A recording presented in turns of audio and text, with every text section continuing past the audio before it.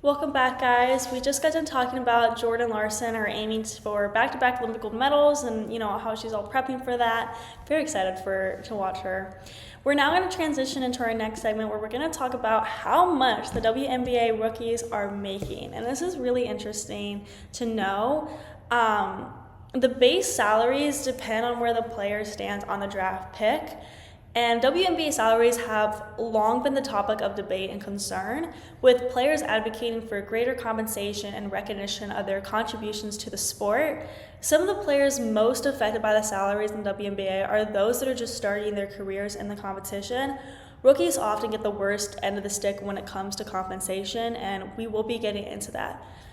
So, without a further ado, here is a WNBA total value salary over 4 years. So, like when a rookie signs a 4-year contract, this is what the total value would be. First, let me just go over the base salary. So, not considering a 4-year contract. So, for picks number 1 to 4, the base salary in their debut year is $76,535. Picks 5 to 8, earning slightly lower base salary of $73,439, and then rookies chosen from 9 to 12 spots receive $70,344. Second round picks start with a base salary of $67,249, and as players progress, their salaries increase annually.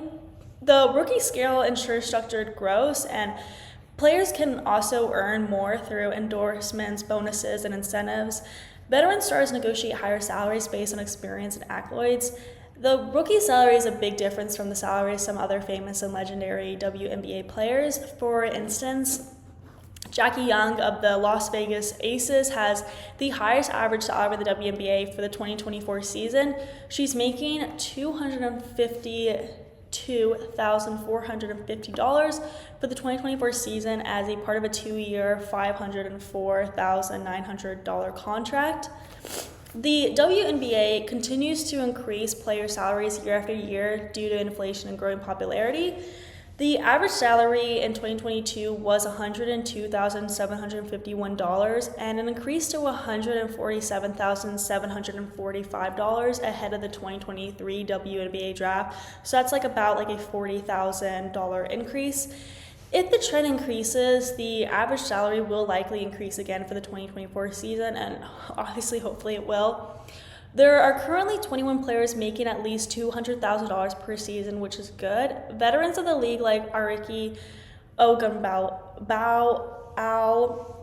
I'm so sorry, I'm so bad at pronouncing names, Ogunbowale and Jewel Lloyd, who have moved beyond rookie skill contracts, now top the earnings chart at $241,984 annually.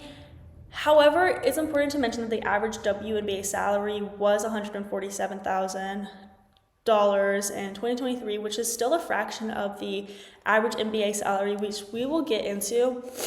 So for rookies, I have up here the information. The top 4 picks in the first round earn the same amount of money regardless of order.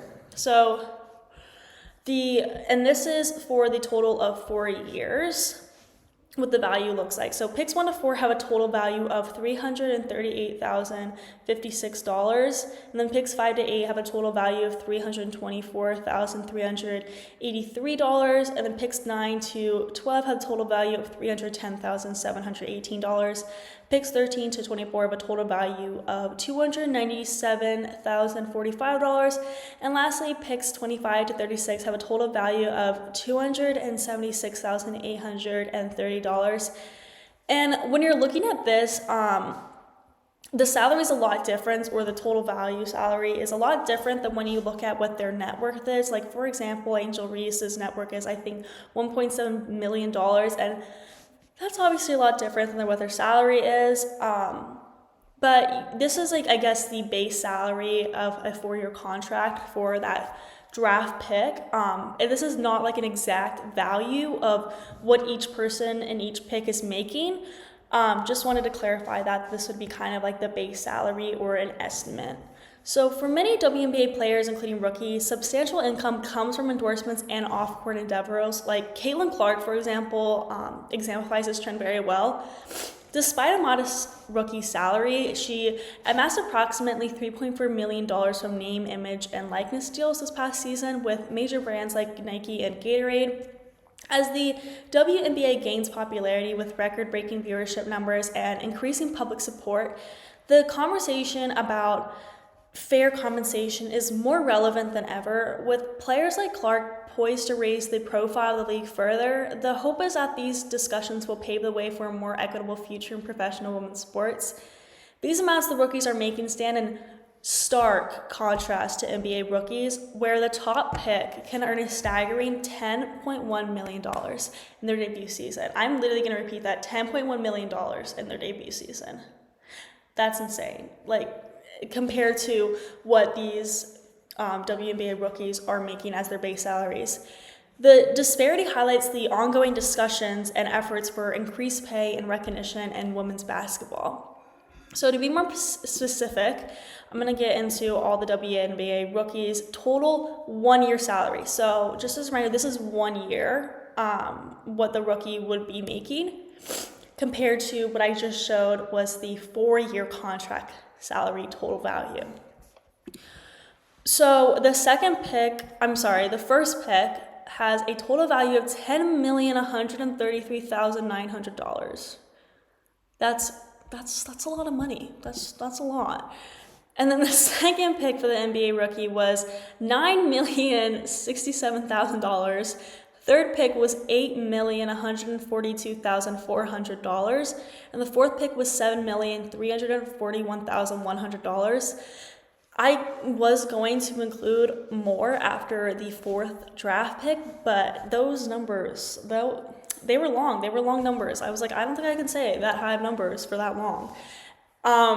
This is such a huge, substantial difference to how much the WNBA rookies are making, and honestly, it is just so unbelievable that the difference in salaries is this large. Fortunately, I do want to recognize that there have been some improvements in WNBA salaries, especially with the help of the Women's National Basketball Players Association, also known as WNBPA, which is the labor union representing WNBA players, and it's been instrumental in negotiating collective bargaining agreements, or CBAs, that seek to improve the professional lives of the players. The WNBPA has negotiated several groundbreaking CBAs that have progressively enhanced player compensation and benefits. The most effective recent CBA, ratified in 2020 and effective through 2027, brought significant improvements. It included salary increases, better travel conditions, full salary during maternity leave, and enhanced family benefits, which were major wins for the players. Also, the 2020 CBA introduced a 50-50 revenue sharing model starting in the 2021 season, which is contingent of the leagues achieving certain revenue growth targets. And this model aims to align players' compensation with the league's financial success, which is a model similar to what is seen in other major sports leagues like the NBA. Lastly, recognizing the importance of career development both on and off the court, the WNBPA has initiatives to assist players in preparing for life after basketball, which is really great. And this includes education programs, internships, and other resources aimed at career development.